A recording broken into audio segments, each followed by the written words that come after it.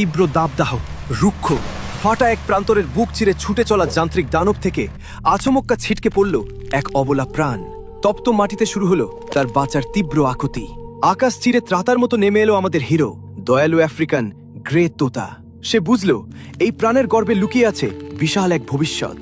অসীম চেষ্টায় তাকে টেনে নিল ছোট্ট এক জলের গর্তে। ফিরল নতুন আশা, কিন্তু ভবিষ্যৎ বাঁচাতে চাই বিশাল এক জলাশয়। দৃঢ় সংকল্পে কঠিন মাটি খুঁড়তে শুরু করলো তোতা।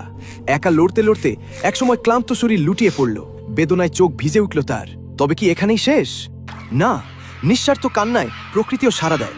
আকাশ ছেয়ে গেল হাজারো সাদা দানায়, নেমে এলো কাকাতুয়ার বিশাল বহর। সবার সম্মিলিত শক্তিতে চোখের পলকেই ফাটা প্রান্তর রূপ নিল এক বিশাল গর্তে।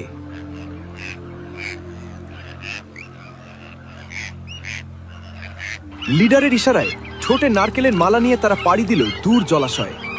নীল আকাশের বুকে জল নিয়ে উড়ে আসার সেই দৃশ্য যেন অদ্ভুত এক ক্যানভাস। হাজারো পাখির আনা বিন্দু বিন্দু জলেই কানায় কানায় ভরে উঠল স্বপ্নের মহা জলাশয়। পরম মমতায় প্রাণটিকে তার নতুন বিশাল ঠিকানায় ফিরিয়ে দেওয়া হলো। আর ভবিষ্যৎ সুরক্ষিত রাখতে লিডার ও তার বন্ধুরা পুকুরের চারপাশে রোপণ করল অসংখ্য ফলের চারা। সময়ের সাথে সেই চারা আজ সুবিশাল বাগান, জলেও আজ অসংখ্য নতুন প্রাণের উৎসব। গোধূলির শান্ত আলোয় হিরোদের নীরব বার্তা, কখনো হাল ছাড়বেন না। একা আমরা এক বিন্দু, একসাথে আমরা বিশাল মহাসাগর। প্রকৃতির প্রতি দয়া দেখান, সে হাজার গুণে ফিরিয়ে দেবে। গল্পটি হৃদয় ছুঁলে ভিডিওতে একটি লাইক দিন এবং ফলো করে সাথেই থাকুন।